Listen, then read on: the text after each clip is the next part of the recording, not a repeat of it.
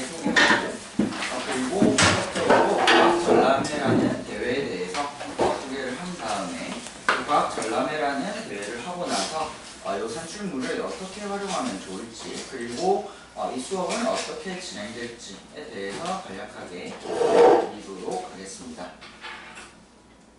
일단 제 간단한 소개고요. 요거는 자료에도 나와 있어서 제가 여기서 이제 비교과 대회 수업을 한 게 2024년도부터인데 간단하게 그 말씀드리면 전람회라든지 그다음 영재교육원이라든지 그리고 이제 영재학교 과거 자기소개서 같은 거 이제 계속해서 수업을 해왔었고요. 그리고 작년 같은 경우는 전람회에서 그 학생들이 되게 좋은 성적이 나왔었는데 예선대회에서 최우수상 6명 수상했고 그리고 그 우수상 1명 이렇게 수상을 했고요. 그리고 KSF라고 하는 오늘은 간단하게만 말씀드릴 건데 KSF라고 해서 그 겨울에 진행되는 논문 학술 대회가 있어요. 그 학술 대회에서 이제 금상 3명 그리고 은상 2명 이렇게 수상이 됐고 그리고 KSF는 금상 또는 은상을 수상했을 때 국제대회 출전권을 이제 부여를 하는데 그래서 그 국제대회 중에서 이제 IG라는 대회에 출전권 획득한 팀이 5명이 되었습니다. 그리고 그 나중에도 말씀드리겠지만 이렇게 서울과학 전람회 예선대회에서 최우수상을 수상하게 되면 본선대회 출전권을 이제 부여를 받게 되는데 그래서 예선에서 최우수상 수상한 학생들 6명 중에서 5명이 이제 본선대회 출품을 했고요. 그래서 그 중에서 이제 특상 2명 그리고 장려상 3명 이렇게 이제 수상이 되었고요. 그리고 특상 받은 2명 학생은 이제 전국과학 전람회를 곧 준비하게 될 겁니다. 그리고 올해 발명 대회도 이제 끝이 났는데 그 발명 대회도 이렇게 수상 실적을 제가 넣어놨습니다. 그리고 아까 말씀드렸지만 KSF에서 그 국제대회 출전권 획득한 학생들은 IGO라고 해서 인터내셔널 그린위치 올림피아드라고 하는 대회인데 이건 런던에서 진행되는 대회고요. 지금 대회가 진행되고 있어서 아이들 지금 그 런던 가서 이렇게 대회 진행하고 있는 중입니다. 자, 그 다음 이제 본격적으로 과학 전람회에 대해서 설명을 드릴 건데 전람회는 사실 굉장히 오래된 대회고요. 1950년대 후반부터 제가 진행된 걸로 알고 있는데 그래서 지금 70년이 넘은 대회라서 이제 굉장히 전통 있는 대회고 그리고 학생들뿐만이 아니고 이렇게 이제 일반 부문에도 이제 그 한국에서 진행되는 이제 과학 대회들 중에서 가장 그 전통 있고 그리고 큰 대회라고 생각을 해주시면 될 것 같고요. 그리고 저도 어릴 때 했었고 그리고 지금까지도 학생들이 이제 제일 많이 이렇게 참가하고 있는 과학 대회라고 생각을 해주시면 됩니다. 일단 목적 자체는 단순히 이제 경시대회라던가 올림피아드처럼 교과를 공부해서 시험을 보는 게 아니라 과학이나 또는 기술 분야에 대해서 연구 활동을 한 다음에 그 연구 활동에 대한 이제 보고서를 작성해서 제출하고 그리고 이제 발표를 하는 대회입니다. 그래서 주체는 과학기술정보통신부고 이제 주관은 국립중앙과학관이고요. 그래서 실제로 나중에 전국과학 전람회 출품하게 되면 이렇게 국립중앙과학관에 가서 이렇게 대회를 진행하게 되고요. 그리고 출품 부문은 물리, 화학, 생물, 그리고 지구 및 환경, 산업 및 에너지인데 저는 이 중에서 주로 이제 학생들 많이 지도하는 부분은 물리, 화학, 생물 쪽입니다. 물론 이제 소프트웨어나 이제 코딩 같은 것도 이제 활용을 하긴 하는데 저는 요거를 이제 메인으로 해서 산업 및 에너지 부문으로 출품을 한다기보다는 약간 물리화학 생물 연구하는 과정에서 이렇게 활용을 하고 있는 편이고요. 그리고 일단 학생부 같은 경우는 초중고 재학생이면 모든 학생들이 다 출품을 할 수 있게 되고요. 그리고 개인으로 출품을 하셔도 되고 아니면 2인 이상 3인 이내로 구성을 하셔도 되는데 학생부 참가자의 경우는 이제 학교 선생님께 부탁드려서 이제 지도교관 1인이 반드시 이제 포함이 되어야 하고요. 그리고 팀을 구성하려면 같은 학교, 그러니까 같은 학교여야 되고 그리고 학년도, 초등부, 중등부 이렇게 맞아야지 팀을 구성해서 출품을 할 수 있습니다. 그 지도교원 같은 경우는 사실 전람회라던가 이런 KCF 같은 대회가 고등학교 같은 경우는 학교 선생님들이 좀 적극적으로 이렇게 지도를 많이 해주시고 그리고 학교 기자재라던가 이런 거를 좀 잘 활용할 수 있도록 지도를 해주시는 편인데 특히나 이제 영재고나 과고 같은 경우는 거의 전교생들이 다 이렇게 전람회에 참여하는 편이고요. 그래서 그 학교 과학 선생님들이 이렇게 거의 메인으로 이렇게 지도를 해주시는데 초등학교랑 중학교 같은 경우는 학교 선생님들이 전람회 준비를 위해서 학생들 이렇게 하나하나 붙어서 지도해 주시는 경우가 없진 않은데 이제 굉장히 드물어서 보통 아이들이 스스로 이렇게 준비를 해서 출품을 하는 편입니다.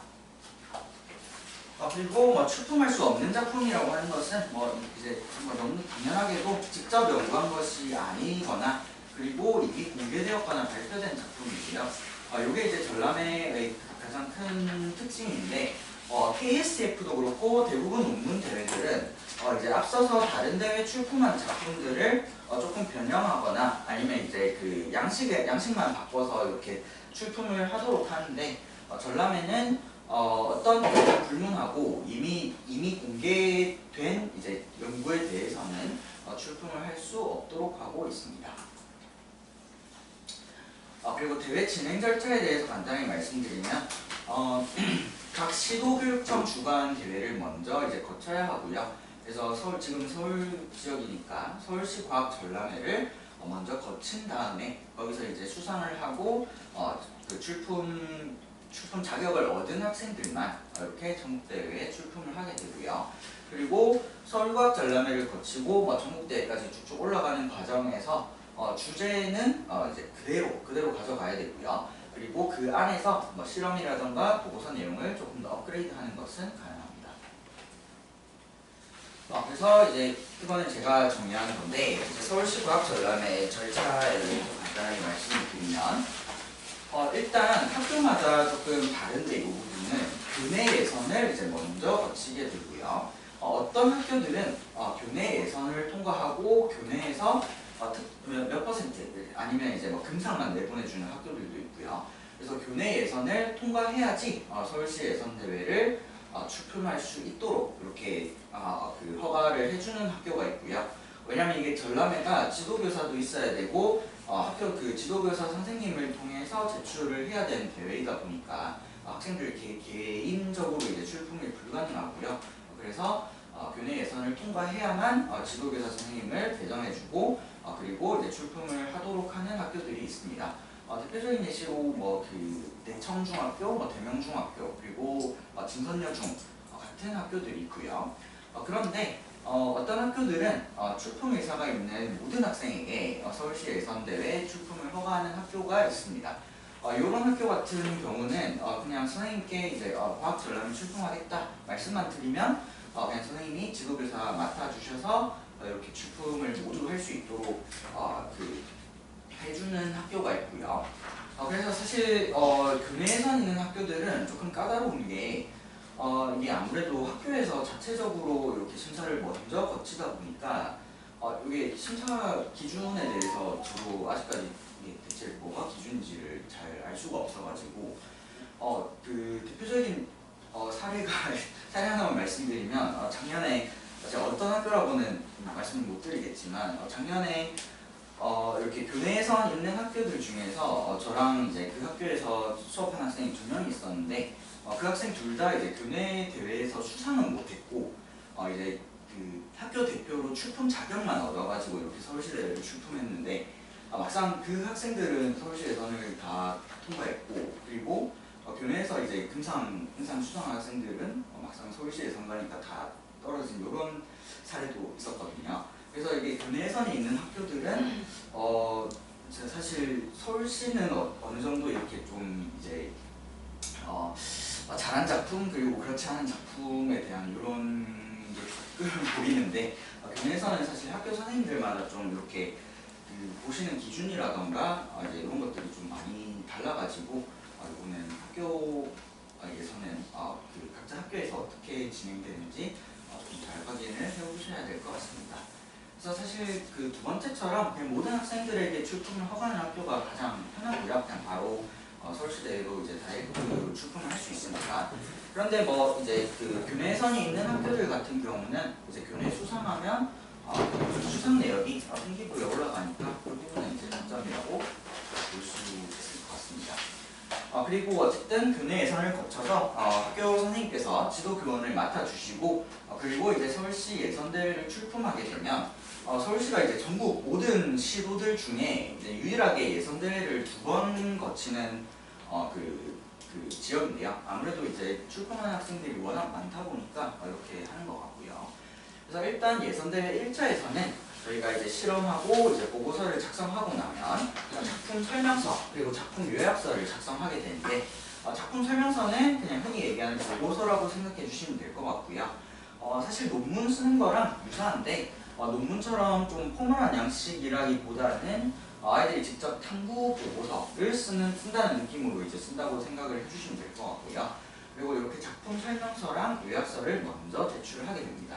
그래서 이렇게 제출하게 되면 일단 1차 대회에서는 각 부문별로 이제 20팀, 서울시 전체에서 20팀씩 먼저 선정을 하게 되고요. 그래서 뭐 초등부, 예를 들어서 초등부, 중등부, 고등부 중에서 초등부 물리부문 20팀, 예를 들어서 뭐 중등부 화학부문 20팀 이렇게 각 부문별로 20팀씩 선정을 하게 되는데 요 예선대회 1차 예선대회 같은 경우도 이제 서울시 전체에서 그 20팀을 먼저 거르다 보니까 사실 서울시 같은 경우는 1차 예선대회 통과하는 것도 사실은 쉽지가 않습니다. 왜냐하면 요 근처 학교들 같은 경우는 사실 많이 내는 학교들은 한 학교에서 막 50팀, 60팀씩 출품하기도 하기 때문에 그게 서울시 전체에서 모이면 사실 몇 팀인지는 이제 자료가 공개가 되지 않으니까 제가 정확하게 알 수는 없는데 각 부문별로 최소한 이제 수백 팀에서 1000팀 넘어가는 경우도 있기 때문에 사실 1차 예선 대회 통과하는 것도 쉽지만은 않습니다. 그래서 1차 예선을 통과하고 나서 이렇게 20팀에 선정되고 나면 이제 2차 예선 대회를 거치게 되고요. 2차 예선 대회는 이제 본격적으로 이제 내가 연구한 내용을 심사위원들 앞에서 이제 발표하는 이런 발표 심사가 될 거고요. 그래서 서울시 융합과학 교육원에 가서 이제 발표 그리고 질의응답 거치고 그리고 내가 지금까지 연구했던 것들 작품 전시 그러니까 실험 뭐 이제 뭔가 만든 친구들은 그거 가져가서 전시하고요. 그리고 어떤 실험했는지 뭐 실험 도구라든지 뭐 실험 과정이라든지 이런 것들을 보여줄 수 있는 이런 그 도구들 같은 것을 가서 전시를 하고요. 그리고 탐구일지라고 하는 게 있는데 이 탐구일지는 그 탐구하면서 이제 내가 뭐 노트 같은 걸 써가지고 뭐 주제 정하는 과정에서부터 뭐 실험 설계하는 과정 그리고 연구하는 과정에서 뭐 약간 시행착오 같은 걸 겪었다든지 하는 걸 이렇게 기록하는 노트라고 생각해 주시면 될 것 같고요.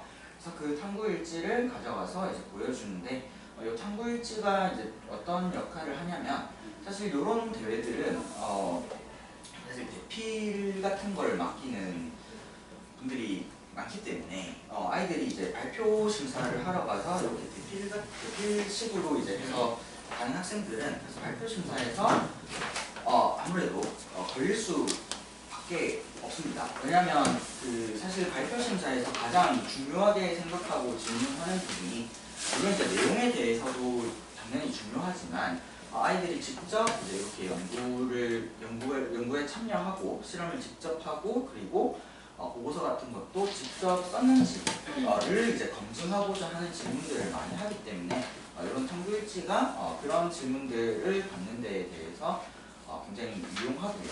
그리고 이제 포스터도 이제 학술대회 발표 포스터처럼 이렇게 제작해가지고 붙여놓고 이렇게 발표를 하게 됩니다. 그리고 이 발표 심사, 그러니까 2차 예선대회에서는 1차에서 선정된 20팀 중에서 10팀을 선정해서 최우수상을 이제 주는데요. 물론 이제 20팀 중에서 10팀은 최우수, 그리고 10팀은 우수상. 그래서 1차 예선만 통과해도 어쨌든 수상을 하게 되는데 최우수에 선정된 10팀은 전부 다 이제 본선대회 출품 자격을 얻게 됩니다. 그래서 이제 서울시 본선대회가 이렇게 진행되고요.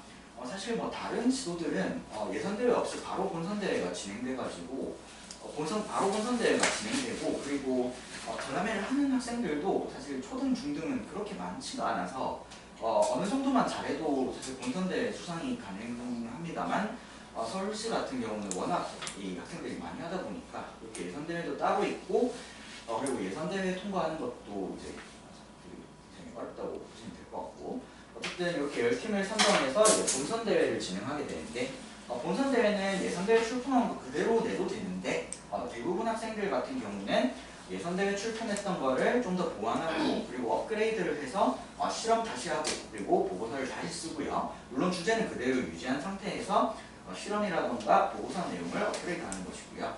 그래서 예선대회에서는 보고서가 20쪽 이내인데 본선대회는 이제 30쪽 이내로 이제 보고서도 더 길게 작성하게 됩니다.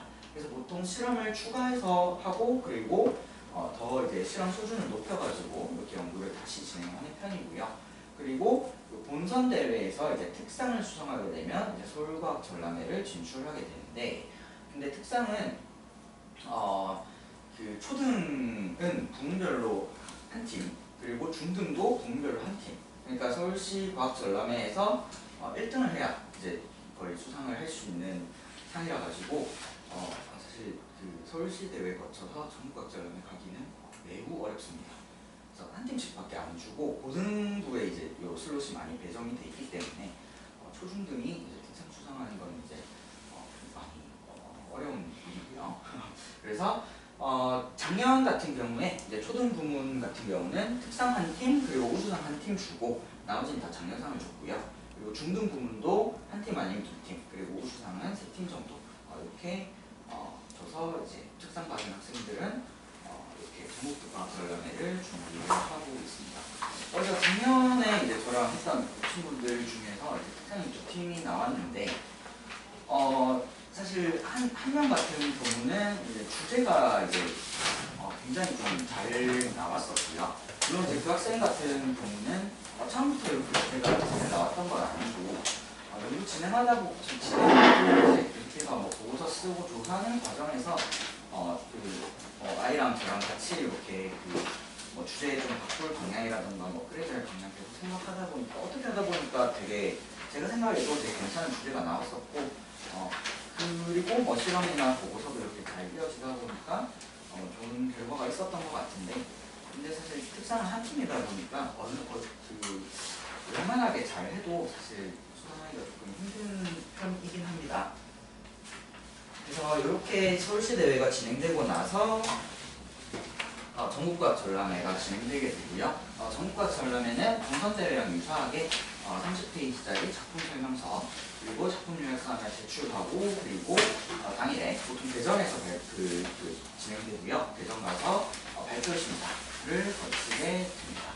그래서 전국과학 전람회는 본선대회랑 양식은 모두 동일하고요. 다만 이제 서울시 본선대회가 끝나고 나서 전국과학 전람회 출품 자격을 얻게 되면 이때는 이제 서울시 대회에서 심사위원으로 참여하셨던 분들이 이렇게 멘토로 참여를 하셔가지고 피드백을 주시고 그 피드백에 따라서 이제 그 작품을 보완한 다음에 이렇게 출품을 하게 됩니다.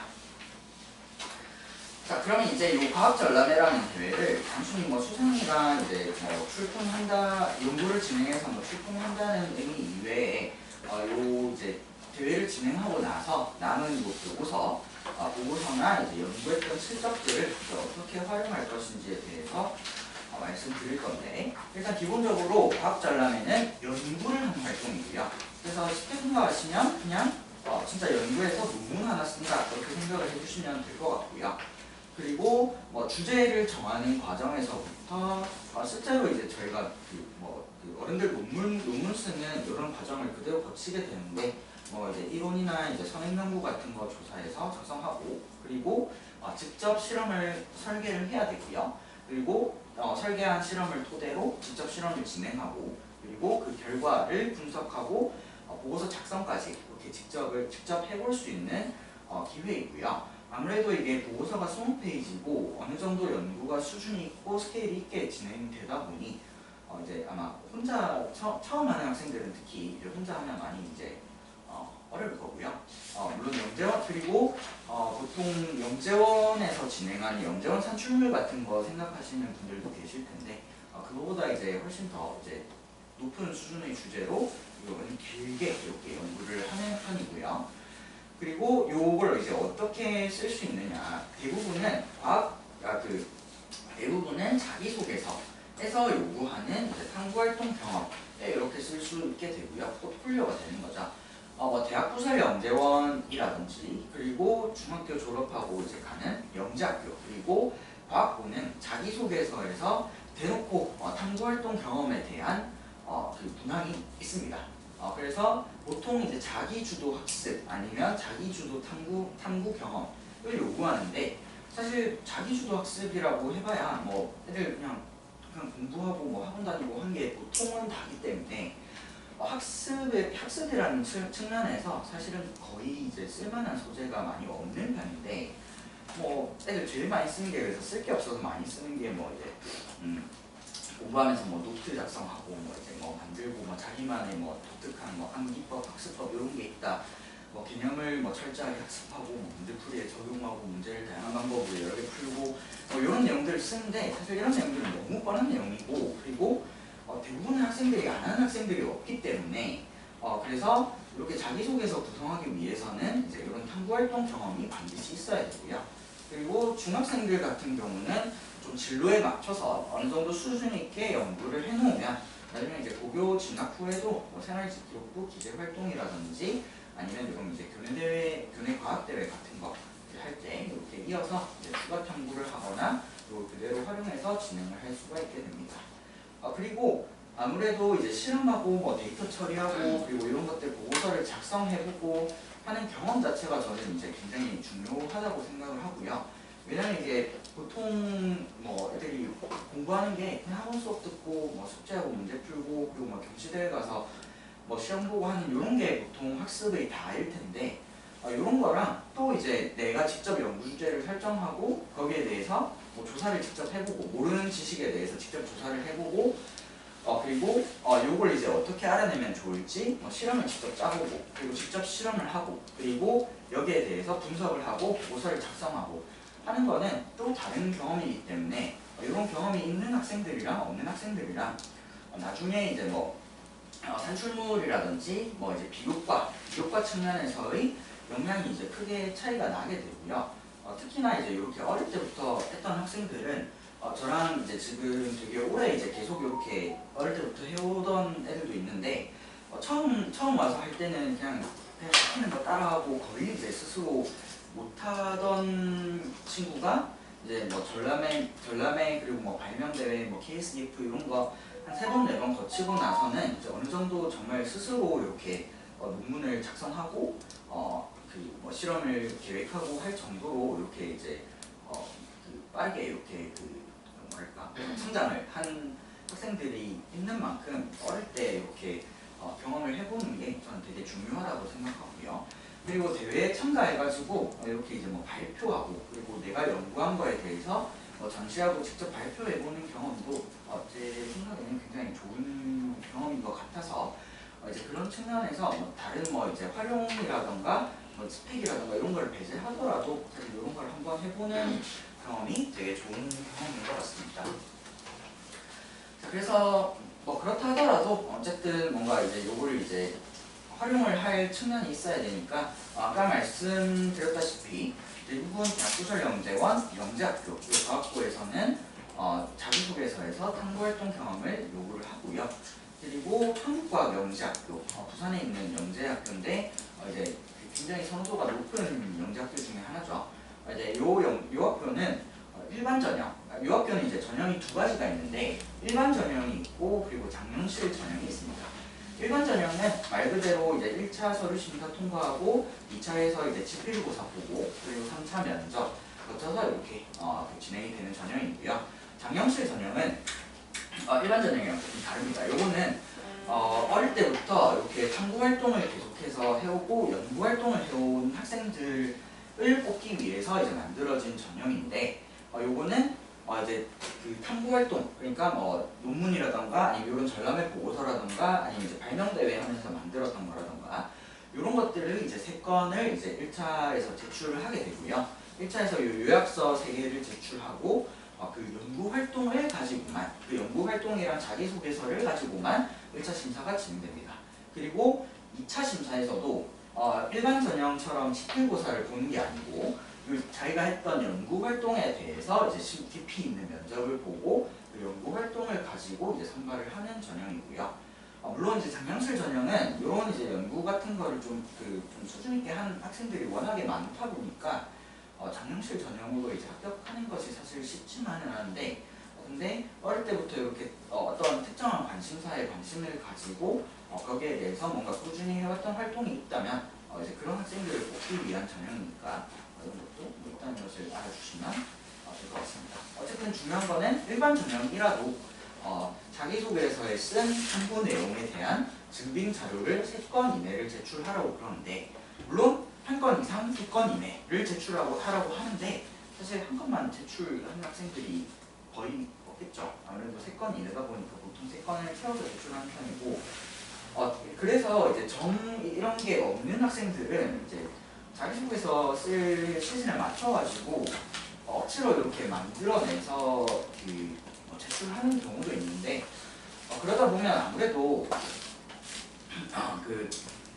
그 기간이 임박해서 만드는 거다 보니까 자기소개서에 쓸 내용도 부족하고, 그리고 사실 면접에서 이렇게 물어봤을 때 아무래도 잘 모르는 애들이 많기 때문에 이렇게 어릴 때부터 조금 준비해놓은 이런 증빙 자료를 제출하는 것을 추천드립니다. 그래서 그 대학부설 영재교육원 그 문항에 대해서 간단하게 보여드리자면, 일단 뭐 수학 또는 과학적 능력에 대해 기술하십시오.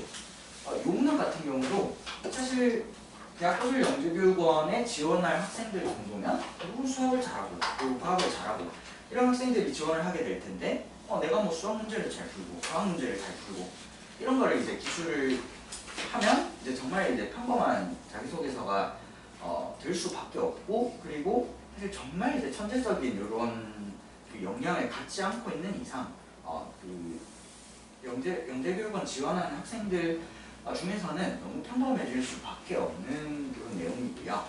그래서 수학이나 과학적 능력도 결국에는 여기서 나만 할 수 있는 이런 이제 독창적인 탐구 활동에 대해서 내가 직접 이제 참여하고 그리고 여기서 내 역량을 발휘했던 경험을 이제 쓰는 것을 추천드리고요. 그리고 여기서 3번에서도 현재 흥미를 가지고 있는 수학 또는 과학 문제 같은 경우도 내가 연구하고 싶은 분야라든지 그리고 내가 알아내고 공부하고 싶은 분야에 대해서 쓰는 거기 때문에 이것도 뒤에 제가 자주 하나 보여드리겠지만 기존에 했던 연구들에서 이제 영재교육원을 가서 이걸 이제 이런 방향으로 더 발전시키고 싶다 이런 식으로 이제 쓰는 것을 추천드리고요. 그리고 4번도 이제 비슷한 맥락이죠. 그래서 대학부설 영재교육원에서도 이렇게 탐구활동 경험을 요구를 하고요. 그리고 여기서 이제 탐구활동을 썼을 때 면접을 가면 교수님들이 이런 거를 이제 굉장히 중점적으로 이제 많이 물어보십니다. 그리고 성균관대는 물론 이제 성균관대학교는 융합 분야이기 때문에 뭐 대놓고 과학영재원이가 그건 아니지만 성균관대 같은 경우도 5번 문항에서 그냥 창의적 문제 해결 경험이라고 해서 한 문항이 통째로 이제 연구를 했던 경험을 요구를 하고 있고요. 특정 과제 또는 문제 상황 등을 창의적으로 해결한 경험. 그러니까 결국 연구한 거에 대해서 쓰라는 거고요. 그래서 이 문항 안에 5가지로 이렇게 소문항이 나뉘어져 있는데, 특정 과제 또는 문제 상황, 이게 연구 주제고요. 그리고 특정 과제 또는 문제 상황을 해결하고자 한 이유와 목적, 이게 연구 동기고요. 그리고 과정과 결과, 이게 연구 방법, 그리고 연구 결과고요. 그리고 힘들었던 점, 그리고 어떠한 노력을 했는지, 이거는 연구 과정에서 겪었던 시행착오를 얘기하는 거고요. 그리고 느낀 점은 당연히 써야 되는 거고. 그래서 결국에 이번 문항 같은 경우는 그냥 전체적으로 연구 활동을 한 내용에 대해서 자세하게 적으라고 요구를 하는 문항입니다. 그리고 여기는 영재학교인데 인천과학예술영재학교라고 해서 여기는 뭐 서울도 가깝고, 그리고 그 자기소개서랑 추천서가 되게 간단해서 이제 아이들이 많이 선호를 하는 학교인데, 그러다 보니까 오히려 그 좀 정말 이제 잘하고 의미 있는 사례를 이렇게 자기소개서에 넣어야 되고요. 그리고 여기는 대놓고 이제 자기소개서에서 연구 역량을 보여줄 수 있는 사례를 들으라고 하죠. 왜냐하면 영재학교라든지 과학고는 기본적인 목적 자체가 나중에 이제 이공계열 발전에 이제 이바지할 그 의제를 발굴하고자. 그냥 결국 이공계열 발전이라는 것이 뭔가 이제 좀 그 굉장히 의미 있는 연구를 하고 뭐 기술을 만들고 이런 걸 의미하는 거죠. 그래서 기본적으로 연구를 하고자 하는 학생들을 뽑고자 하는 학교들이고요. 그리고 애초에 학교를 설립한 목적 자체가 그거고요. 그래서 그러다 보니까 자기소개서에서도 연구 역량에 대한 질문을 그렇게 하는 편입니다. 그리고 한성과학고등학교도 마찬가지고요. 여기도 수학, 과학 분야, 수학 분야 나눠서 탐구 활동과 자기주도 학습 경험인데 자기주도 학습 경험은 아까도 말씀드렸지만 애들이 공부하는 데 있어서는 대단히 특별한 걸 할 게 없기 때문에 요런 자기주도 학습 경험에 대해서는 보통 간단하게 쓰고 메인은 탐구 활동이 되는 편이고요. 그리고 3번은 인성문항, 4번은 앞으로 진로에 대해서 설명하려고 하는 문항이고요. 그리고 한국과학영재학교인데 한국과학영재학교는 이제 올해는 끝났는데 2년에 한 번씩 그 한국과학영재학교 과학축전이라고 해서 KSASF라고 하는 이런 과학축전을 진행하는데 초등학생 그리고 중학생들을 대상으로 과학 에세이랑 그리고 과학 연구 발표 분야로 이렇게 그 아이들 직접 뭐 실험하고 쓴 보고서 같은 거 심사하고 통과한 학생들은 한국과학영재학교에 직접 가서 그 과학 축전 캠프에 참여하면서 연구했던 거 뭐 발표하고 그리고 다양한 활동하고 하는 대회가 있는데 2년에 한 번씩 개최가 되고요. 근데 이 대회만 보더라도 사실 2년 전 대회에서는 그 경쟁률이 한 3대1 정도에서 그쳤었는데 그래서 뭐 그냥 어지간히 뭐 적당히 잘 쓰면 보통 통과를 해서 캠프를 참가할 수 있었는데 올해 경쟁률이 7대1 정도가 돼가지고 거의 2배 이상 뛰었는데 이제 그렇게 초등, 중등에서 초등학생, 중학생들 대상으로 진행되는 대회만 보더라도 사실 그 영재학교에 대한 선호도가 굉장히 지금 높아진 상황이고요. 그리고 올해 영재학교 지원율이 지금 올해 영재학교 전체 지원율이 지금까지 역대 최고를 찍었습니다.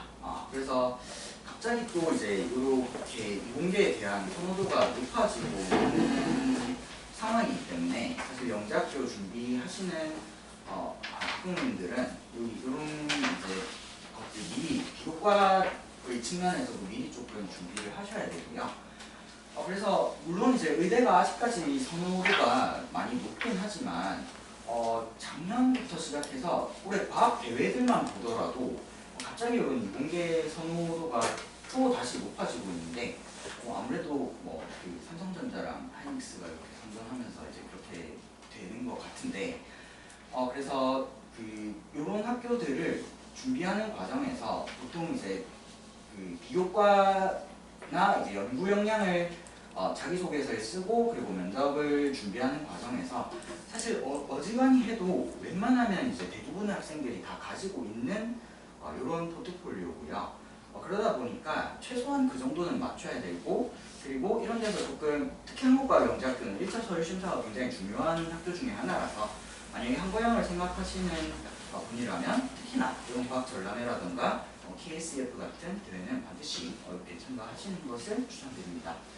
그래서 어쨌든 여기서도 1, 2, 3, 4, 5번 문항을 보시면 그 대놓고 연구 경험을 적어라 라고 제시하는 문항은 없으나 3번에서 재능이 있다고 생각하게 된 계기나 경험 그래서 마찬가지로 수학과학을 잘한다? 이거는 보통 영재학교 가는 애들이 대부분 잘하겠죠. 그래서 이것도 마찬가지로 내가 뭐 수학을 잘한다, 과학을 잘한다 그건 진짜 천재적인 영향을 가지고 있는 학생들이 아니고는 정말 평범할 수밖에 없고요. 그래서 3번, 4번, 5번 같은 경우도 3번, 4번 같은 경우도 결국에는 내가 깊이 있게 했던 연구에 대해서 이렇게 작성을 해야 되는 부분이고요. 그리고 그 한국과학영재학교는 정형실 전형은 이제 특히나 더 심한데 제일 좋아하는 학생들이 한 가지 주제에 대해서 뚜렷한 관심사가 있고 그리고 그 뚜렷한 관심사에 대해서 직접 수행한 연구들을 쭉 쌓아서 가지고 있는 학생들을 굉장히 좋아합니다. 그래서 올해 이제 이 친구도 올해 저랑 이제 거의 3년째 계속 비교과 대회 같이 나가고 있던 친구였는데 이 친구도 이제 화학 분야 관련해서 연구 한 두세 개 정도 있는 상태에서 올해는 발명까지 이렇게 이제 자기가 연구했던 것들 중에서 제가 이건 입시가 진행되고 있어서 구체적인 내용 말씀을 못 드리지만 화학 실험을 하는 과정에서 뭔가 이제 발생할 수 있는 이런 위험한 상황 같은 거를 해결하자 하는 발명까지 만들어서 지금까지 연구했던 그 연구 논문 2개 그리고 이번에 화학 실험 관련해서 만들었던 발명품 하나 이렇게 이제 제출을 했었는데 그리고 당연히 3번, 4번 그리고 6번에서도 이제 그 내용을 구체적으로 기술을 했죠. 그래서 그런 게 이제 되게 그 좀 높은 평가를 받는 편인 것 같고요. 특히나 이제 한과형은 6번에서 추가로 언급할 사항이 있는 경우에 기술해 주십시오 라는 문항이 있는데 얘는 글자 수 제한이 없습니다.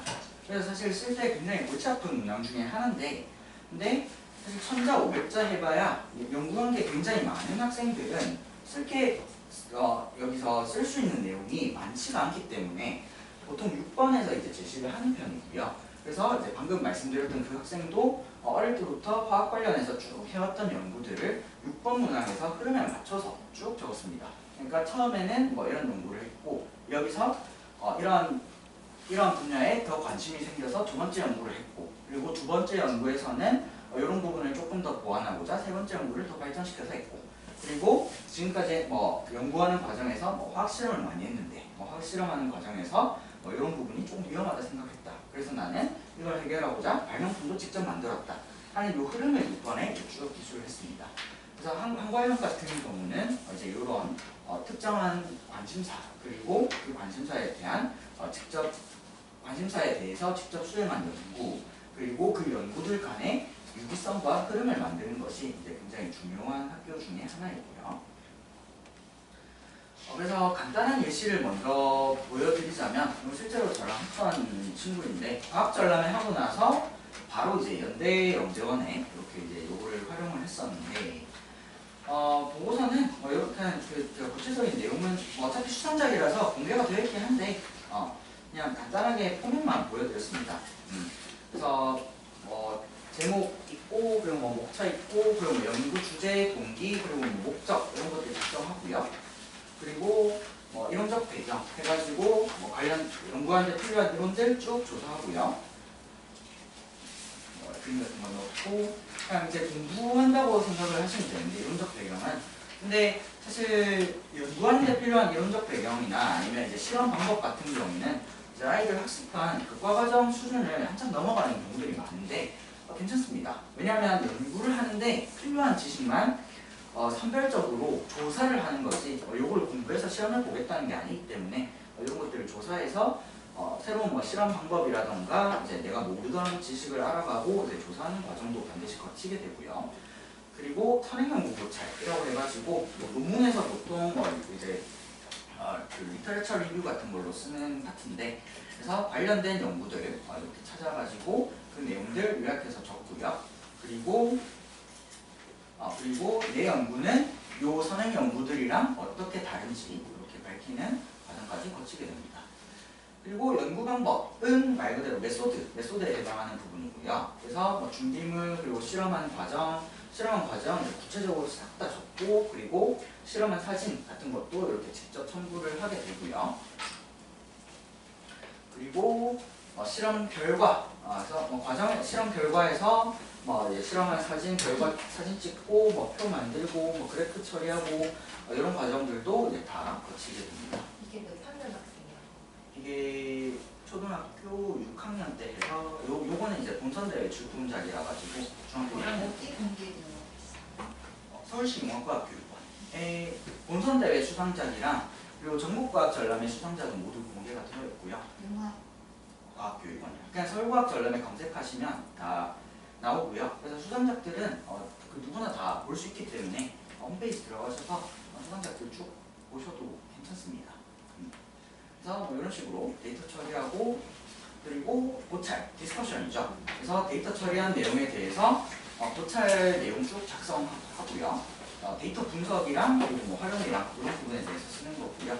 그리고 뭐 결론, 그리고 뭐 전망 및 활용성, 제 논문에서 재현에 해당하는 같은데 이렇게 쓰고, 그리고 첨부문을 쓰고 요약서 써서 마무리를 하게 됩니다. 물론 이제 보고서를 보시면 뭐 데이터 처리한 부분이라든지 뭐 고찰 쓴 부분이라든지 학생이 100% 스스로 다 작성한 건 아니고요. 보통 이제 수업을 할 때 학생이 초안을 작성하고, 제가 가이드를 먼저 주고, 그리고 학생이 초안을 작성하고, 그리고 제가 첨삭을 하고, 이런 과정을 거쳐서 이제 보고서를 완성하게 됩니다. 그래서 요걸 이제 활용해서 이제 자기소개서에 활용을 했는데, 요거는 실제 쓴 자기소개서라서 촬영은 조금 자세히를 해주시면 감사하겠습니다. 그래서 내용만 간단하게 말씀드리면, 연구한 내용, 요 연구 동기를 먼저 적어서 직접 어떤 실험을 했는지를 넣었고요. 그리고 요걸 갖다가 어떻게 활용을 했냐면, 교과목이나 책에서 배운 거, 그러니까 공부한 거를 그냥 공부한 거에서 끝을 내는 게 아니고, 요걸 이용해서 실제로 발명품을 만들고 연구를 설계해서 검증했다. 이제 요거를 과학적인 능력으로 이제 기술을 했고요. 그리고 강점과 약점도 마찬가지로 강점도 이제 내가 직접 이제 평소에 접했던 사례들 중에서 요걸 이제 직접 연구를 설계하고 실험을 하고 연구를 수행할 수 있다, 할 수 있는 영향이 있다. 그래서 연구하면서 이제 부족한 점도 많았고 앞으로 발전시킬 방법이 많다는 것도 추가 탐구를 통해 깨달았다. 근데 여기서 추가 탐구가 별도로 한 게 아니고요. 예선대회 거치고, 그리고 예선대회에서 본선대회에 올라가면서 본선대회 올라가면서 어차피 연구를 업그레이드 해야 되기 때문에 거기서 한 추가 탐구를 이제 쓴 거고요. 그래서 지금도 이 연구에 대해서 개선하려고 하고 있다.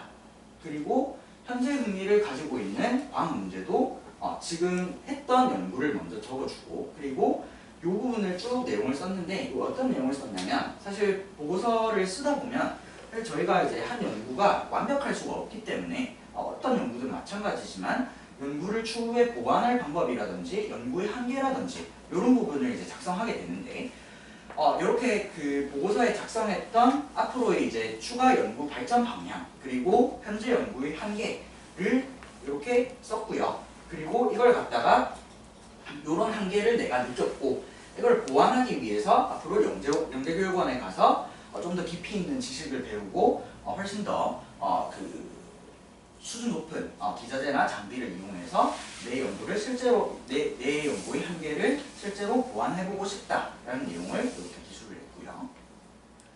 그래서 앞으로 하고 싶은 일, 해결해보고 싶은 일도 이 연구를 계속해서 이어나가고 싶다. 지금은 초등 수준에서 초등 중등 수준에서 연구를 했기 때문에 지식에 대한 깊이가 부족할 수밖에 없었지만 앞으로는 이걸 좀 더 깊이 있게 수행하고 나중에 이제 의학이라든가 아니면 생물학 관련해서 계속해서 목표 연구를 하고 싶다라고 이제 자기소개서를 썼고요.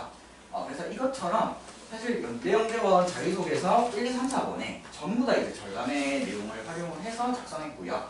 근데 그럴 수밖에 없는 게 사실 전람회라는 대회가 굉장히 깊이 있게 연구를 할 수밖에 없는 대회이기 때문에 특히나 본선대회까지 간 학생들은 예선대회 거치고 실제로 이제 예선대회에서 내가 겪었던 한계라든지 이런 부분들을 실제로 업그레이드를 하기 때문에 이렇게 이제 연구의 흐름이 자연스럽게 만들어질 수밖에 없고, 그러다 보니까 이런 자기소개서에서 진로랑 관련해서도 훨씬 더 깊이 있는 내용을 작성을 하게 될 거고요. 그리고 이 친구 같은 경우는 저랑 이제 영재원 자기소개서 면접 때까지 수업을 다 했었는데 갔다 와서 하는 말이 교수님들께서 이제 면접 내내 요 연구한 내용만 여쭤보셨다고 하는 걸로 보아, 아무래도 교수님들 자체가 이제 본인들께서도 연구를 하시는 분이시다 보니까 아무래도 이제 학생들이 직접 이렇게 한 연구에 대해서 관심을 가지고 보시는 것 같고요.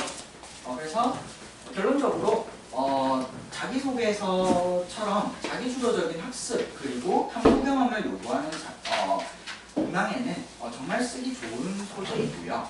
그리고 이 문항들에 대해서 내용을 작성하게 된다면 사실상 연구보고서의 요약, 그리고 내가 연구를 하면서 겪은 시행착오, 그리고 느낀 점, 깨달은 점으로 내용이 구성을 하면 정말 이제 자기소개서 소재로 훌륭한 소재이자 그리고 쉽게 구성할 수 있는 소재가 되고요. 그리고 중요한 거는 아까 한과형이 특히 이런 걸 좋아하지만 추가하거나 그리고 지금 하고 있는 나의 연구를 더 보완해서 업그레이드 시키겠다라는 의지를 드러내거나 아니면 이걸 실제로 한 경우에 굉장히 좋은 평가를 받을 수가 있습니다. 그리고 교과 학습만으로는 이제 드러내지 못하는 역량을 보여줄 수 있는 좋은 사례이고요.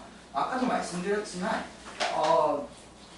뭐 솔직히 아이들이 초등학교, 중학교 수준에서 아무리 잘한다고 한들 정말 극히 일부를 제외하고는 사실 뭐 영재학교라든지 과고라든지 아니면 전국 단위 자사고 스케일이라든지 이런 쪽으로 가게 되면 사실 너무나 평범해집니다. 평범해지는데 교과 학습, 공부하는 측면에서만 봤을 때 근데 그 평범해지는 그 집단 안에서도 드러내지 못하는 역량을 보여줄 수 있는 게 이렇게 스스로 연구를 해본 경험이기 때문에 정말 좋은 사례가 될 수 있고요.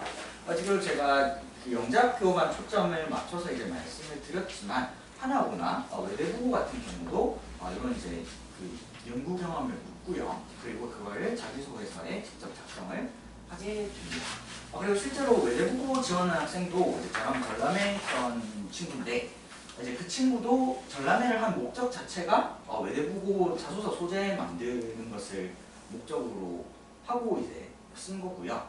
그래서 그 친구는 이제 사실 의대 지망하는 친구라 가지고 물리 주제를 정하긴 했지만 물리 부문 안에서 이렇게 좀 의학적인 내용이랑도 연결을 지을 수 있는 소재를 잡아서 이렇게 연구를 했고요.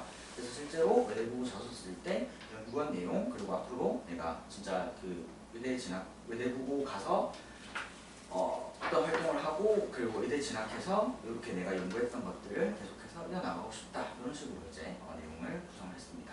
어쨌든 영재학교나 과고뿐만이 아니고 하나고나 외대부고 같은 학교들도 이런 이제 연구 경험을 되게 중요시한다라는 점만 알아주시면 될 것 같습니다.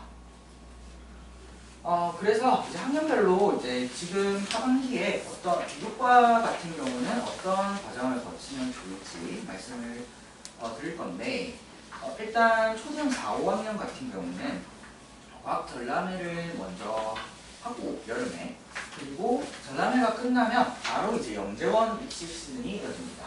그래서 성균관대 영재원 그리고 서울교대 영재원이 당연히 지원할 수 있는 이런 영재원이고요. 그리고 지필고사도 당연히 있지만 자기소개서랑 면접, 특히 자기소개서를 쓰는 과정에 전람했던 내용을 이렇게 그대로 활용을 하시면 되고요. 사실 4학년 같은 경우는 아이들이 되게 어리잖아요. 어리다 보니까 아무래도 이제 서울시에서 통과하는 비율이 많이 낮습니다. 보통 이제 5, 6학년들이 많이 통과를 하고 4학년은 이제 통과하는 비율이 조금 적은 편이긴 한데 뒤에 뭐 영재원이라든가 그리고 이후에 활용할 연구를 생각하신다면 이제 4학년 때부터 이제 충분히 이제 이렇게 해볼만 하고요. 그리고 이제 저랑 같이 했던 친구들 중에서도 4학년부터 계속 4, 5, 6 그리고 중학교까지 이렇게 이제 전람회 쭉 진행하면서 이제 나중에 그 한과영 장명실 전형 쓰는 걸 목표로 해가지고 비슷한 주제로 계속 이렇게 이어오는 학생들도 있고요. 그래서 한과영 전형은 그 한과영에서 장명실 전형은 1학년 때도 지원이 가능하고 그리고 1학년 때 지원할 때는 초등학교 때 했던 이런 그 탐구 활동 자료들을 증빙 자료로 제출하기 때문에 만약에 장명실 전형을 생각하신다면 초등학교 때부터 특히 4학년 때부터 이런 것들을 준비하시는 것을 추천을 드립니다. 물론 이제 1학년, 2학년 같은 경우는 합격하는 비율도 많이 떨어지고 그리고 사실 저는 뭐 개인적으로는 1학년 때 영재학교를 가는 것을 그렇게 추천을 드리지는 않는 편이지만 그냥 가서가 너무 힘들기 때문에 그렇지만 어쨌든 1학년 때, 2학년 때 원서를 내는 목적은 뭐 면접이라던가 이제 가서 시험 보는 거라던가 이런 거를 경험해보고 진짜 2, 3학년 때 제대로 준비해서 이제 간다는 측면에서는 충분히 의미가 있고요. 어쨌든 1학년 때 원서를 써봐야 2, 3학년 때 더 이렇게 그 경험을 토대로 더 발전을 시킬 수가 있기 때문에 어쨌든 영재학교를 생각하시면 1학년 또는 2학년 때는 반드시 원서를 써보시는 것을 추천드리고 그리고 1학년 때 원서를 쓰려면 이렇게 초등학교 때 했던 탐구 활동이 필요합니다. 자, 어쨌든 과학 전람회를 이렇게 하고 나서 영재원 입시 시즌에 영재원 입시에 활용을 하시면 되고요. 그리고 영재원 입시가 끝나면 KCF가 11월, 12월 정도부터 이제 진행되게 될 텐데 KSEF는 논문 대회입니다.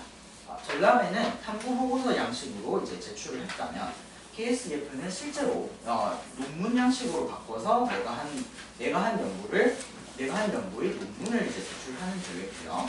그래서 전람회보다는 훨씬 더 이제 포멀한 양식을 띠고 있고요. 실제 논문 양식에 맞춰서 작성을 합니다. 근데 KSEF는 좋은 점이 뭐냐면 연구를 일단 2개 이상 출품을 할 수가 있고요. 그리고 이전에 다른 대회에서 출품했던 작품들도 양식만 맞춰서 바꾸면 다시 출품을 할 수 있습니다. 그래서 과학 전람회 했던 학생들이 보통 그 했던 내용들을 가지고 탐구 보고서 쓴 거를 KSEF의 논문 양식으로만 고쳐가지고 이렇게 KSEF에 출품을 하게 되고요. 아무래도 KSEF는 과학 전람회에 비해서 이제 수상할 수 있는 가능성도 훨씬 높고, 그리고 더 좋은 점이 이제 그 금상이나 아니면 은상에서 조금 높은 은상을 수상을 했을 때 국제대회 출전권을 부여를 받게 돼서 어릴 때 이렇게 이제 국제대회를 경험해볼 수 있는 좋은 기회이고요. 그리고 특히나 이제 뭐 유학을 생각하고 계신다면 이런 이제 그 국제대회 경험은 사실 굉장히 큰 스펙이기 때문에 특히 아까 말씀드린 IGO 같은 경우는 거의 초등 중등 수준에서 아이들이 나갈 수 있는 국제대회 중에 사실 거의 제일 큰 대회입니다. 그러다 보니까 여기서 이제 메달을 받으면 굉장히 큰 스펙으로 남게 되는데 KSEF는 그 IGO 출전권을 이제 이렇게 따낼 수 있는 대회이기 때문에 전람회를 하고 나서 물론 새로운 주제로 KSEF를 하나 더 하셔도 좋고, 아니면 그러기에는 너무 시간이 없고 부담스럽다 그러면 전람회 하셨던 탐구 보고서를 논문 양식으로만 붙여가지고 KSEF를 출품하셔도 됩니다. 그래서 뭐 전람회하고 KSEF도 또 진행하는 학생들은 보통 논문 2개 제출하고요. 그래서 하나는 전람회 했던 거 논문 포맷으로만 바꿔서 제출하고, 하나는 KSEF 하면서 새로 연구해서 제출하고, 이렇게 하는 경우도 있습니다. 그리고 그 다음 해에는 봄에 3월달에 진행되죠. 그래서 3월달에 발명품 경진대회 이렇게 참가해 보시는 것을 추천드립니다. 4학년 같은 경우는 이렇게 초등이 나갈 수 있는 대회는 이 정도고요. 그리고 6학년 같은 경우는 같은 초등이지만 상황이 조금 다른데, 왜냐하면 그 다음에 중학교 진학을 하기 때문에 일단 올해 과학 전람회를 먼저 하시고, 그리고 6학년이 되면 이제 영재원도 훨씬 스펙트럼이 넓어지죠. 서울대, 연대, 서울교대, 그리고 성균관대도 당연히 포함이 됩니다. 그래서 이렇게 이제 대학 부설 영재원들 마찬가지로 자기소개서 스펙이라든지 과학자들 한 거를 그대로 활용을 해주시면 되고요. 그럼 마찬가지로 KSEF, 그리고 그 다음에 과학 발명품 경진대회, 그리고 이제 중등부부터는 과학 페어가 생기기 때문에 물론 이제 과학 페어 같은 경우는 뭐 전람회나 발명 대회에 비하면 되게 마이너하긴 한데 그래도 그 과학 토론대회 같은 것도 준비를 해보시는 것을 추천을 드립니다. 그리고 중학생들 같은 경우는 이제 훨씬 더 이제 나갈 대회들이 많고요. 그리고 이제 1학년, 2학년이 되면 본격적으로 특히 영재학교 지원을 생각하신다면 이제 본격적으로 입시를 준비해야 되는 시기가 시작되기 때문에 이때부터는 좀 전람회 주제 같은 거를 이제 설정하더라도 본인이 이미 생각하고 있는 진로에 조금 맞춰서 이렇게 주제를 설정하고 본을 정하는 것을 추천드립니다. 사실 초등 4, 5학년 같은 경우는 뭐 정말 극히 일부의 학생들을 제외하고는 뭐 하고 싶은 거나 이런 뭐 진로라든가 뭐 대부분 별 생각이 없는 친구들이 많고, 그리고 이때는 애들이 워낙 어리기 때문에 그냥 좀 다양하게 그냥 연구를 경험해본다는 측면에서 이제 접근을 하시는 게 좋을 것 같고, 그리고 그 중에서 뭔가 좀 의미가 있는 것들이 있다면 거기서 이제 계속 5, 6학년 그리고 중학교 1학년 가면서 거기서 이제 계속해서 컨셉을 맞춰서 발전시키는 것도 좋고요.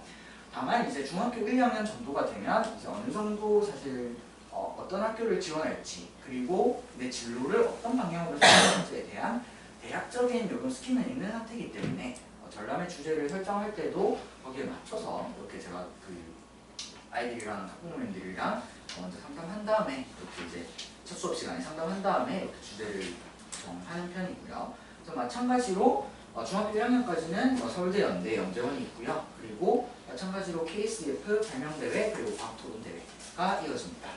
그리고 아마 그 발명 대회랑 과학 토론 대회가 끝나면 바로 이제 영재학교 입시 시즌이 시작되기 때문에 이런 대회들 쭉 참가해놓고 영재학교 한번 지원을 해보시는 것을 추천드립니다. 영재학교가 사실 1, 2학년은 학교 아까도 말씀드렸지만 학교 비율도 매우 낮고 그리고 가서도 이제 고생하는 학생들이 굉장히 많아서 추천드리는 바는 아닙니다만 그런데 1차 통과하고 직접 지필고사 보러 가고 그리고 지필고사 시험 직접 보고 그리고 면접을 한번 경험해보는 것만 해도 그 다음에 이제 본격적인 입시를 위해서 굉장히 좋은 경험이기 때문에 2학년 때는 원서를 한번 써보시는 것을 추천을 드립니다. 그리고 중학교 2학년이 이제 본격적으로 입시 시즌이죠. 그래서 마찬가지로 사실 조금 늦었긴 한데 2학년 되면 애들이 내신도 있고 워낙 바쁘다 보니까 웬만하면 이런 비교과 스펙들은 중학교 1학년까지 이제 완성을 시켜놓는 것을 추천을 드리고요. 2학년 때부터는 내신 기간 빠지고 그리고 이제 본격적으로 고등 선행 같은 것도 들어가고 할 시기이기 때문에 아무래도 애들이 많이 바쁜 편이고요. 그래서 마찬가지로 2학년 때는 과학 전람회하고 KSTF 발명대회 과학표 그리고 바로 영재학교 지원으로 들어가시면 됩니다. 자, 그런데 이제 과학 전람회가 올해까지는 아까 초반에 말씀드렸던 포맷으로 진행이 되고요. 내년부터는 바뀝니다. 지금까지는 예선 대회를 전년도 9월에서 11월, 9월에 진행을 하고요. 아까 말씀드렸던 1차 예선, 2차 예선이 여기 있는 예선 대회입니다. 그러니까 지금 올해 지금 여름에 진행되는 서울과학 전람회 예선 대회는 내년 본선 대회를 위한 예선 대회이고요. 아까도 말씀드렸다시피 서울시가 워낙 이제 이렇게 하는 학생들이 많다 보니까 이렇게 예선 대회를 그렇게 진행을 하고 있는데 그래서 내년을 위한 예선 대회를 올해 진행을 하고 있는 겁니다. 그런데 이제 내년부터는 예선 대회도 그해 당해 진행을 하게 될 거고요. 그래서 기존에는 예선대회에서 서면 심사, 그러니까 1차 심사, 그리고 대면 심사, 2차 심사로 이렇게 이제 구성이 되어 있었고, 그리고 학교급별 50팀, 그러니까 아까 부문별 10팀 부문별로 10팀을 말씀드리는 거고요. 최우수상 수상자. 그래서 그 10팀씩 최우수상 수상자들만 이제 본선 진출작을 선정한 다음에 본선 대회가 진행이 됐는데 지금부터는 내년부터 바뀌는 대회는 300팀을 본선 진출작을 선정을 하기 때문에 아무래도 이제 본선을 가기는 조금 더 편해졌고요. 근데 2027년도는 좀 바뀌는 시점이기 때문에 올해 이제 전람회 예선대회 최우수상 수상자들이랑 그리고 내년 예선대회 여기서 본선 진출작 선정된 학생들이랑 같이 내년 본선대회를 진행하게 될 겁니다.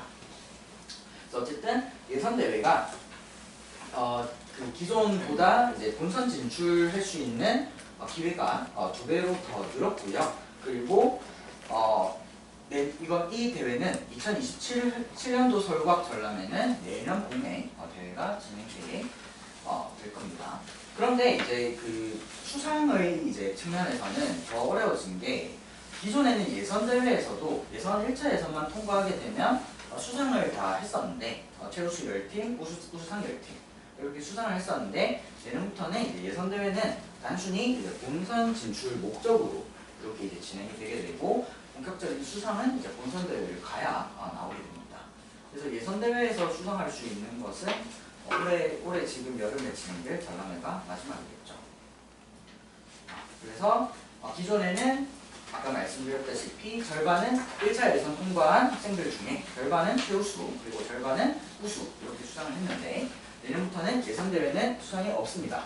수상이 없어지고 그냥 본선 진출작을 선정한다. 그래서 이렇게 예선 대회가 진행되는 거고요. 그래서 그리고 본선 대회에서도 지금은 서울특별시 교육청 교육감상이 나왔는데 근데 내년부터는 이제 그 장려상까지는 교육감상이고 그 다음 나머지 장려상보다 아래의 상은 이제 융합과학교육원 원장상으로 이렇게 나오게 됩니다.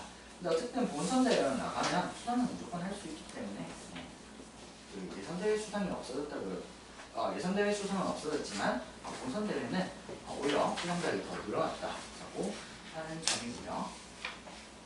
자, 그래서 요거는 제가 그 융합과학교육원 홈페이지에 올라와 있는 내년 대회 관련 Q&A 그대로 긁어왔는데 그냥 한번 보시면 될 것 같습니다. 그래서 이게 수업이 어떻게 진행이 되느냐 하면 일단 프리과학 전람회반이라고 해서 그 학생들 단체 수업 하는 반도 이렇게 개설이 될 거고요. 아직 개강 날짜는 정확하게 확정이 안 됐는데 이렇게 매년 이제 개강을 해왔었고요. 주 1회씩 4주. 올해는 작년 재작년 계속 해보니까 4주가 조금 짧고 결국 이제 보강으로 많이 이어져가지고 올해는 5주를 할까 조금 생각 중이긴 한데 아직 결정된 건 아니고요. 그래서 기본적으로 이제 4주 커리큘럼으로 진행되게 되고요. 일단 요 프리과학 전람회반은 아이들 여러 명이 같은 주제 가지고 연구를 하게 될 겁니다. 단체 수업으로 생각을 해주시면 될 것 같고요. 물론 보고서는 개별적으로 쓰고 개별적으로 첨삭 지도를 하지만 실험이라던가 아니면 주제는 모두 이제 공통 주제를 가지고 하게 될 거고요.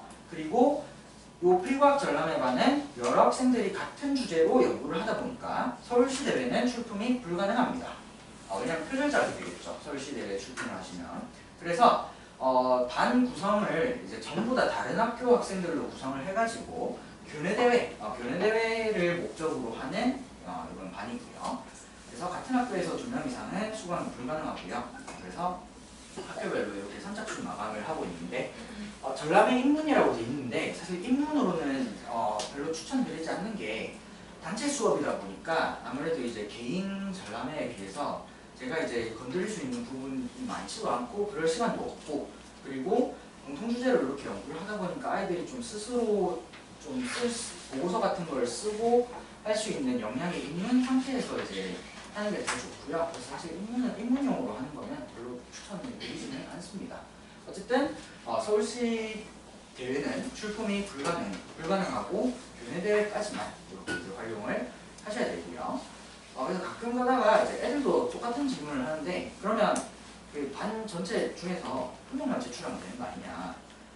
근데 그래서 제가 항상 얘기하는 게 너만 그 생각을 하는 게 아니다. 다들 그 생각을 한다. 그래서 그렇게 이제 제출한 학생이 2명이라도 생길 경우에는 표절작으로 이제 걸리게 되고요. 그리고 사실 그거는 그 전람회에서 굉장히 크게 문제 삼는 부분이기 때문에 그냥 교내들 깔끔하게 그냥 교내들까지만 하는 수업이다라고 생각을 해주시면 좋을 것 같고요. 그래서 1차 시에는 이제 전람회에 대해서 간단하게 소개하고 그리고 보고서 서론 부분 작성하게 될 거고요. 그리고 2차 시에는 그 본격적으로 이론에 대해서 학습하고 그리고 그 실험에 대해서 먼저 브리핑을 하고요. 그리고 3차 시에는 본격적인 실험이 진행되고 그리고 4차 시에는 실험 데이터 처리하고 그리고 보고서가 마무리되게 될 겁니다. 근데 우리 이제 계획서상으로만 보면 이제 굉장히 그 원활하게 진행이 되는 것 같은데 사실 학생들마다 보고서가 어쨌든 글을 쓰는 거다 보니까 역량 차이가 너무 많이 나가지고 생각보다 4차 시간에 잘 마무리하는 학생들이 많이 없기도 하는 편이긴 합니다. 그리고 사실 프리전람회반 같은 경우는 한차 시간에 실험을 모두 마무리를 해야 되기 때문에 제가 그 설계할 수 있는 실험 자체가 조금 한정적일 수밖에 없다는 점도 이렇게 알아주시면 될 것 같고요. 그리고 요 반은 미리 제가 주제를 공개하는 게 아니고 첫 시간에 주제를 공개하기 때문에 애들 관심사에 안 맞는 주제가 이제 이렇게 선정될 수도 있다라는 점도 미리 알아주셨으면 좋겠습니다. 그리고 개인 수업은 주제부터 이제 보고서 끝까지 이제 저랑 1대1로 이렇게 진행이 되는 수업이고요. 첫 시간에는 이제 상담하고 그리고 이제 개별 주제, 진로나 관심사 맞춰서 개별 주제 선정하고 그리고 사실 많은 학생들이 아무 생각 없이 오는 경우가 많아가지고 그런 경우는 그냥 제가 주제에 대학 주고 그 중에서 뭐 마음에 드는 주제로 이렇게 진행을 하거나 아니면 그 와중에 이제 그 아이랑 얘기하면서 주제를 더 변형시켜가고 하는 과정을 거칠 거고요.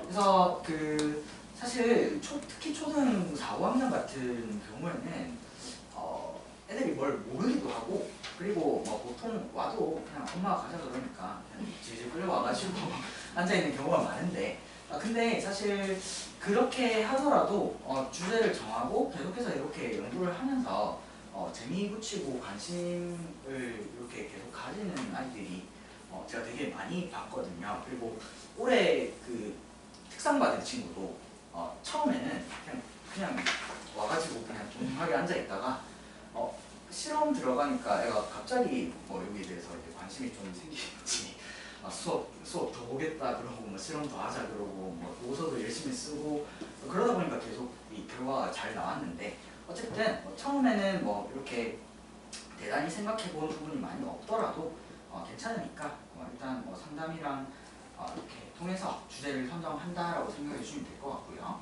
그리고 이것도 차시가 이렇게 정해져 있는데 이건 학생들마다 너무 달라가지고 그냥 차시는 무시해 주시면 좋을 것 같습니다. 제가 일단 웬만하면 수업 10회 이내에는 끝내려고 하는 편인데 좀 길어지는 친구들은 한 10회 정도까지도 생각을 해주시면 될 것 같고 그리고 아무래도 이제 연구이다 보니까 실험 데이터가 잘 나올 거라는 보장이 없습니다. 그래서 저희가 이제 실험을 처음 설계하고 실험을 직접 했을 때 바로 데이터가 잘 나오면 너무 좋겠지만 그럼 이제 빨리 끝나는데 너무 좋겠지만 근데 좀 실패하고 시행착오 겪는 경우들이 간간히 많이 있기 때문에 이제 실험이라든가 이런 부분에서 조금 차시가 많아질 수 있다라는 점은 생각을 해주시면 될 것 같고 그리고 개인 수업일을 하더라도 절대 제가 대피를 하는 건 아니고요.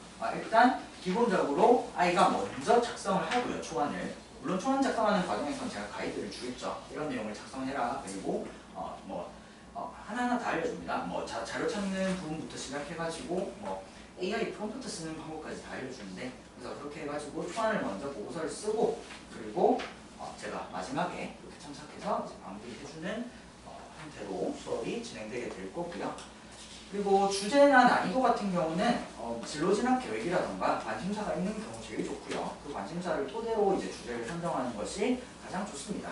그리고 가끔 가다가 과학 이런 거 되게 좋아하는 친구들은 이미 뭐 하고 싶은 연구가 있는 경우도 있고요. 그러면 그런 경우에는 제가 먼저 이야기를 듣고 근데 좀 현실적인 거 가지고 오는 학생들은 이건 안 된다라고 하고 근데 아니면 그 중에서 좀 현실적으로 가능한 부분까지만 이제 제가 이렇게 연구 주제를 설정해서 하고 싶은 주제를 이제 연구하도록 해주고요.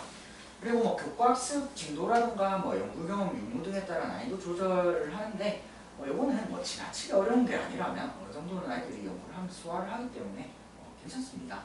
하지만 그럼에도 불구하고 소화하지 못할 정도의 고난이도의 주제나 이제 실험은 지양하는 것이 좋습니다. 왜냐하면 아까도 말씀드렸지만 출품했을 때 직접 보고서를 쓰고 연구를 했는지가 심사에서 굉장히 중요한 요소 중에 하나이기 때문에 그리고 심사 요소 중에 대놓고 이제 참여에 대한 부분도 심사 요소 중에 하나이기 때문에 이런 부분은 진실성을 의심받을 수밖에 없고요. 그러다 보면 결과가 오히려 더 안 좋습니다.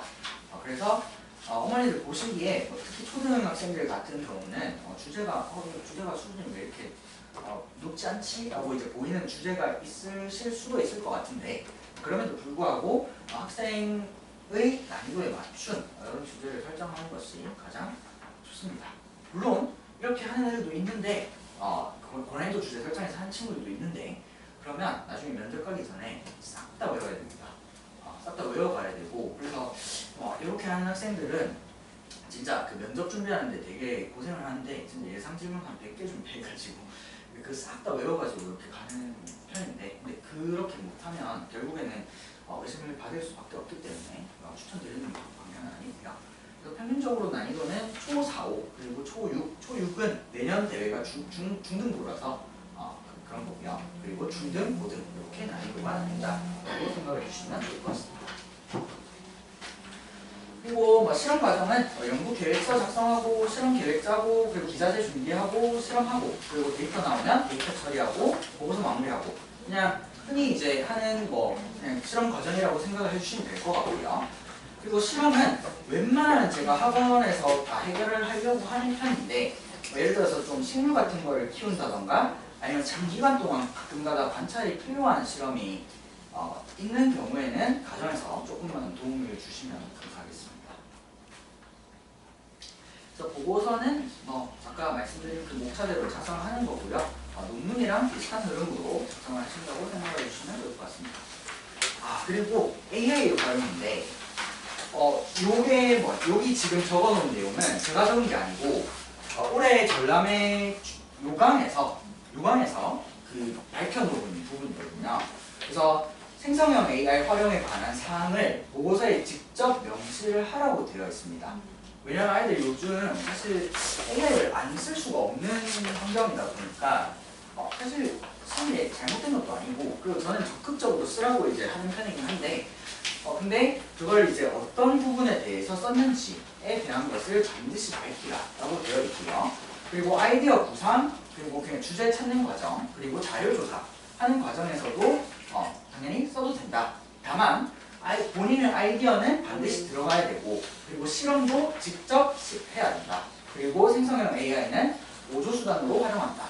그리고 생성형 AI 활용 시에는 어떻게 활용했는지 적는다 라고 되어 있는데 써도 됩니다. 써도 되고요. 그리고 저도 이거를 어느 범위까지 사용해야 되는지에 대해서 계속해서 의문이 좀 들어가지고 지금 그 주변 친구들 중에 박사과정, 석사과정 하고 있는 친구들한테도 너네는 어디까지 AI를 쓰냐 이렇게 좀 물어봤는데, 연구 논문 쓸 때 처음부터 끝까지 AI를 안 쓰는 부분이 없다라고 이제 답을 들었거든요.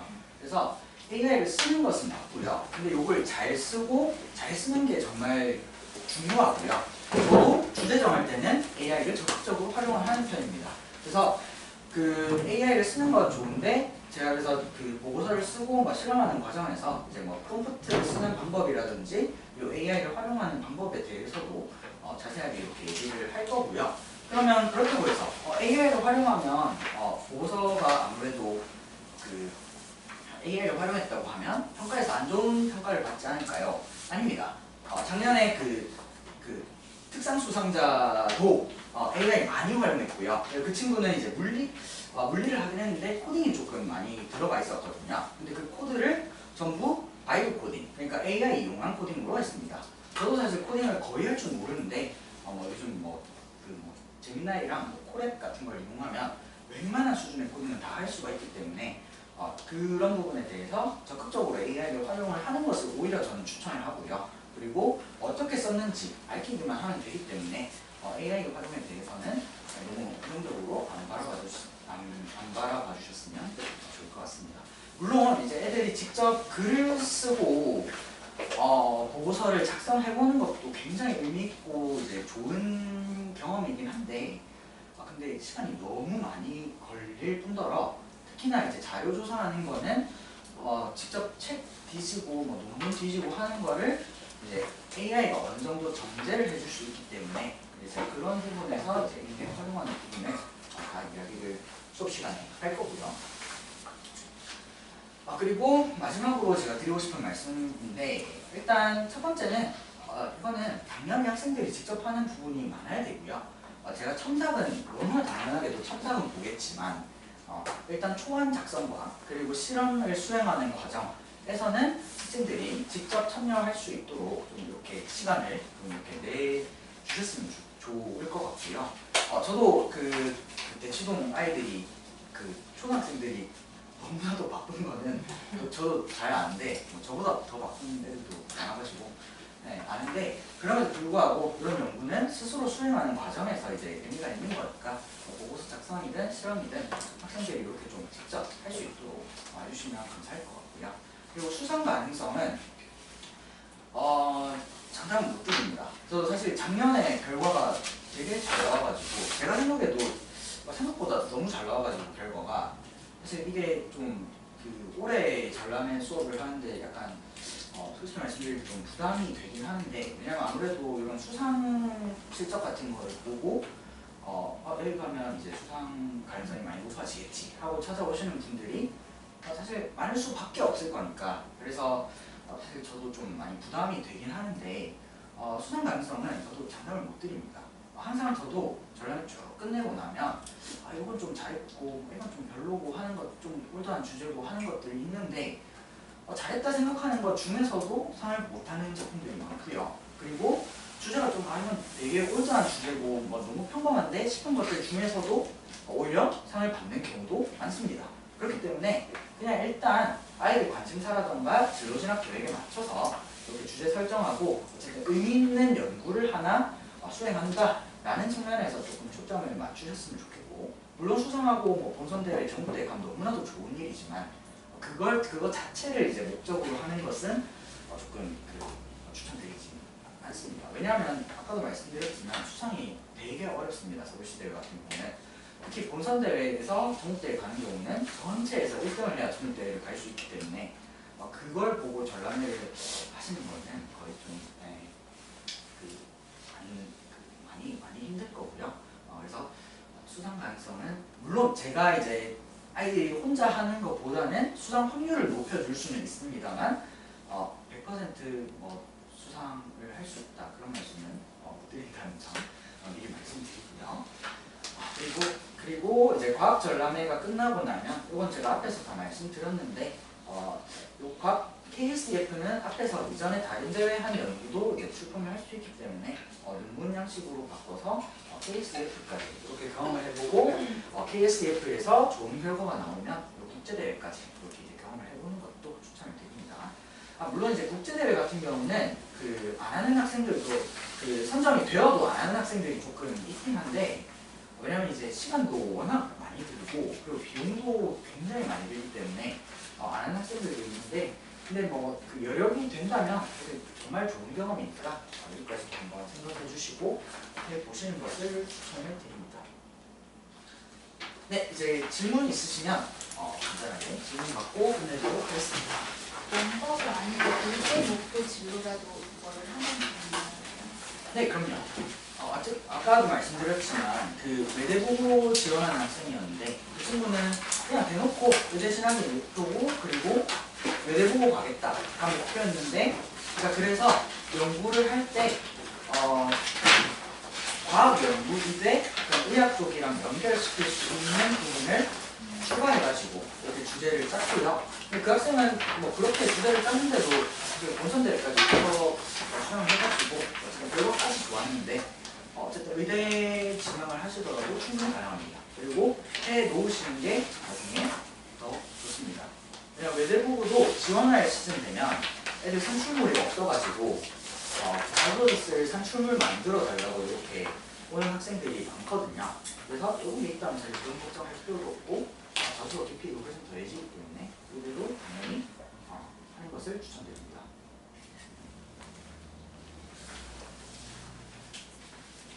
또 질문 없으실까요? 국제 경험 네. 하려면 비용이 비싸다고 하는데 어느 정도 되고?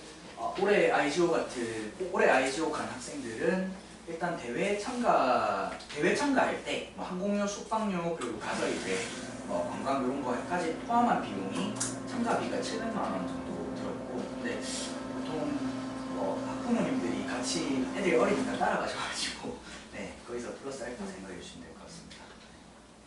어떤 선생님은 4월부터 시작하시는데 겨울부터까지는 없나요? 지금 저랑도 겨울부터 시작하는 애들도 있고요. 겨울부터 시작해서 미리 끝낸 친구들도 있고, 그리고 3월, 4월 시작 시점은 다양합니다. 아무래도 여름방학 때 하면 여름방학 때는 아이들이 많이 몰리기 때문에 저도 바쁘고 그리고 애들도 사실 여름에 바쁜 시즌이잖아요. 그래서 미리 시작하시는 것도 괜찮습니다.